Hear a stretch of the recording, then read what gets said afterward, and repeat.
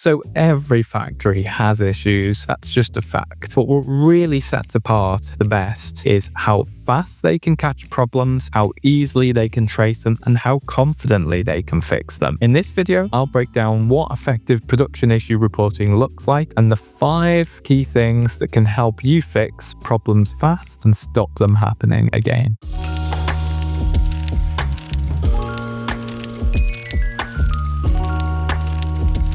So what is production issue reporting? It's how operators, engineers, or supervisors can flag problems during production. This can be defects, equipment, faults, process deviations, or safety concerns. It's not just about logging issues, it's about enabling quick action and fixing the root cause. So why does it matter? It's because small problems can create massive knock-on effects if they're not caught early. And delays in reporting lead to more rework, missed delivery targets, and unhappy customers. With good reporting, you can do real-time visibility and traceability, which is essential for fast responses and continuous improvement. So let me take you through the 5 essentials for best reporting. Number 1, make it easy to report. If the process is slow or awkward, people just won't use it. Use easy-to-use tools like tablets, present categories, checklists, just make it easy and fast to report. 2, capture the key details. You need the full picture. What happened, where and when, who reported it, and what impact it had. That context is what helps you fix it properly. Number 3, notify the right people instantly. Real-time alerts are critical. No more waiting for someone to check a clipboard. It should go straight to the right person. Number 4, track and trace over time. Reporting helps you spot patterns, recurring problems, and weak points. This is gold for continuous improvement and audits. And then number 5, close the loop. Reporting is just a start. You also need to investigate the root cause and fix the issue. Then feedback to the team.